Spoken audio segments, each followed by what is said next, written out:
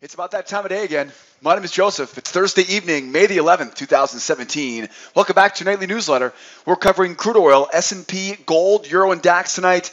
Crude is bullish and trying to finish rotation back to the high of a wide channel for tomorrow. But we have some resistance in our way, so the goal is to get above the resistance, use it as support, and look for some traps to buy low tomorrow. The S&P is bullish and trying to retest yesterday's high, but we have two levels of resistance getting in our way, telling us to look for buying opportunities back in the battle zone where we have a good, decent risk to reward.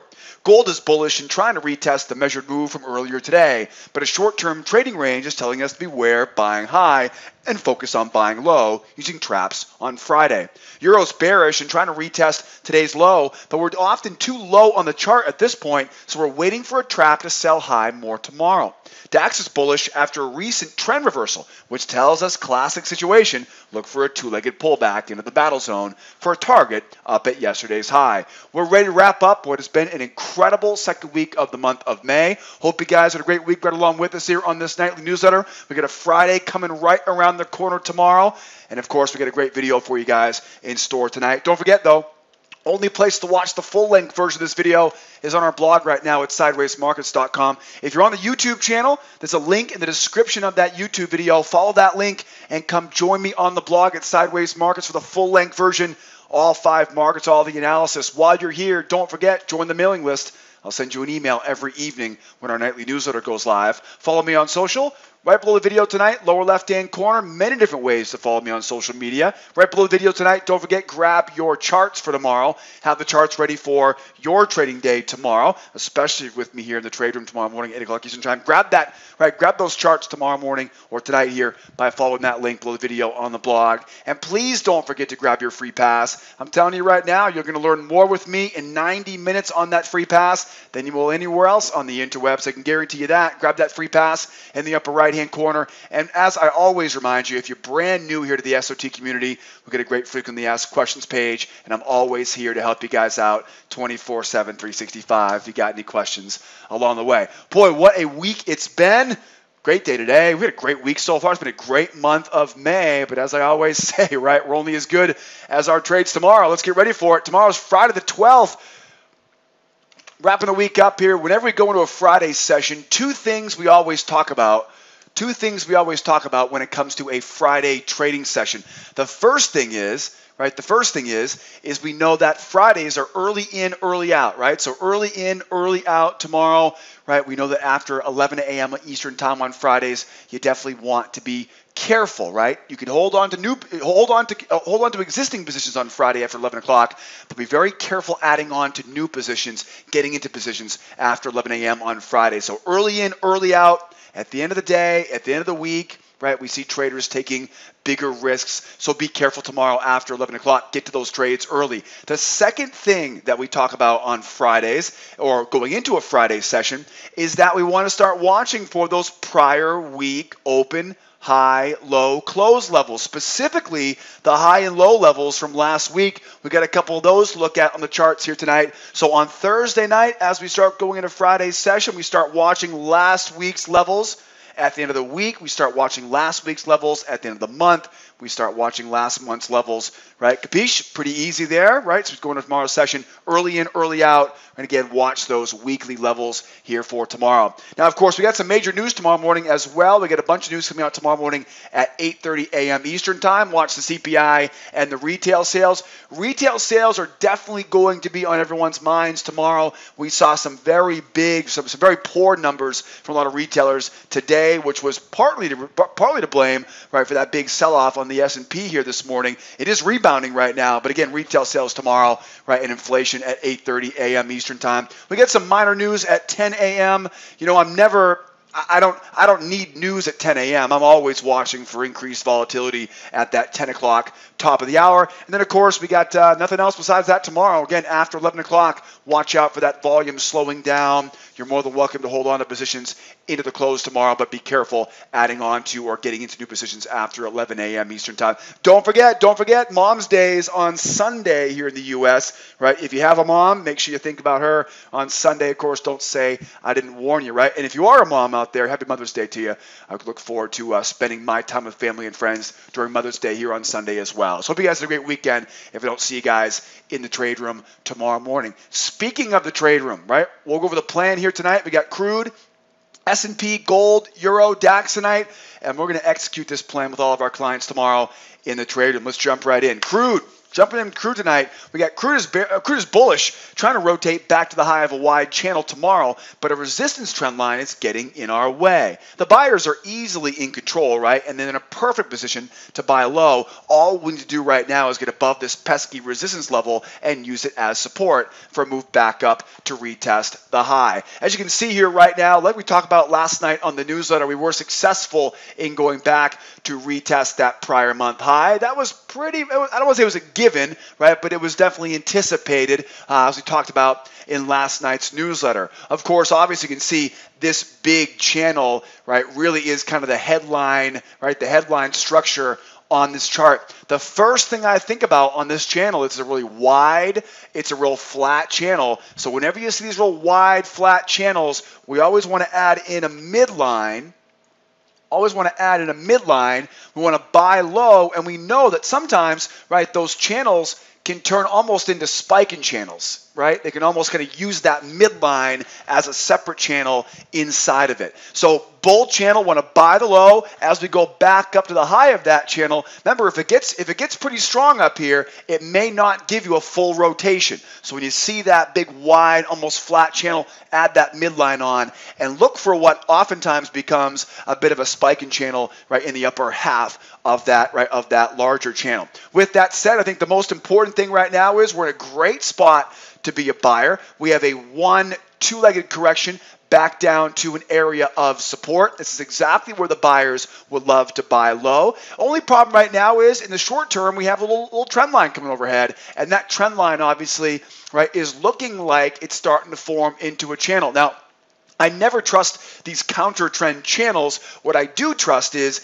that is acting as resistance. So at the very least, it's a falling resistance trend line. At the very most, it becomes a bear channel. At this point, though, the bulls have control, so we have to give them the benefit of the doubt. The best way to trade this right now, if price goes higher, is going to be up, pull back, and try to use that trend line not as resistance, right, but as support. That will be the easiest, most effective way for us to buy low tomorrow. Now, oftentimes, though, price will jump up, right, not give us a full pullback, and if it does jump up, what you then would be looking for is a little trap low, right? If it just kind of runs higher here, focus on traps. So if we get it up and then pull back, that obviously is a great spot there to buy low at the low of that channel. But if it just kind of jumps, you know, if we come in tomorrow morning early in the session and we're seeing this thing just fluttering higher here, then you know, right, there's definitely the attitude of going higher, just don't want to buy up in these highs. So whenever I find myself in a position where I want to be a buyer, but I don't want to buy high,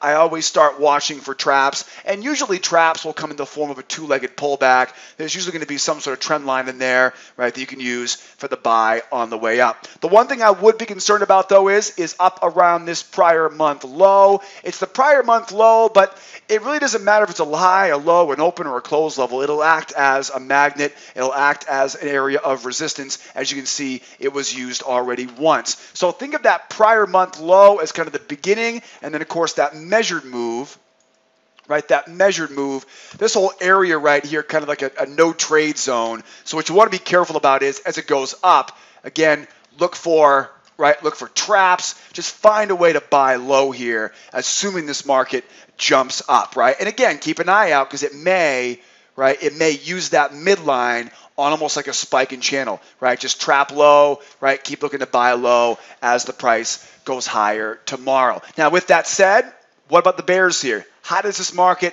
become a bear market? Well, right now, they got to show us some strength to the downside and then hold a pullback. If they can show us some strength to the downside, hold a pullback, start seeing some new lowers from there, perfectly fine to be a seller. Just got to see some proof right now. Right now, we're not seeing enough strength here to the downside right now through this, right, very much anticipated low of this channel. So we want to see it through it, hold that pullback and go. Keep in mind, if it does go lower and they can't hold that pullback, yeah, buyers will be looking for those buying opportunities to buy low tomorrow. So if it goes lower here, sellers fail, buying it back up. If the sellers can hold that pullback and keep going, then obviously we're hunting right, for that prior low at 47.23, and we'll find some targets, right, tomorrow in the trade room for the downside. Retest of the low is the objective for the sellers. Retest of the highs is the objective for the buyers right now. The buyers have control, and that prior month low is looking really, really tasty for those bulls. Let's keep going. How about some S&P? S&P's bullish and trying to test yesterday's high after price got clobbered to start today's session. The bulls have control, but they're trading into a double up resistance level, telling us to look for selling opportunities where we have enough opportunity for a decent target without buying into resistance. Now, if price can push through that double up, then we start watching for a move back up to that big round number at 2,400, which we saw just a few days ago. Most important thing right now is to almost look at this chart almost like a V bottom. Big, strong move down. And of course now, right, those buyers are ultimately hunting for the point where this move began, right around that 97 area, right? So a V bottom, that is ultimately the objective here for those bulls, right? Not the prior month high, which is there, right? It's going to be getting back to, again, it's a V bottom. We see a lot of these on gold. We don't see them very often on the S&P. Really, really interesting chart there on the S&P tonight. You can definitely tell something got under the surface this morning. Again, we saw a lot of headline numbers this morning that didn't look very good for the U.S. economy as far as retail sales go. And so we'll see, right, if this rebound continues tomorrow. Looks like they definitely bought it up, that's for sure. So with that said, we know the objective is to finish off that V bottom, and then of course possibly here all the way up to that big round number, which is also the triple up resistance. And if you look left, we were here just a few days ago, right? This would be a good psychological level to return back to finish up the week. Now, in the short term, we can easily see we have a bull channel. That bull channel, as we say almost every night on this newsletter, the bull channel says, look left, find some prior swings, and buy that dip for a retest of that high. So right now, the buyers, you can see here, have tried once.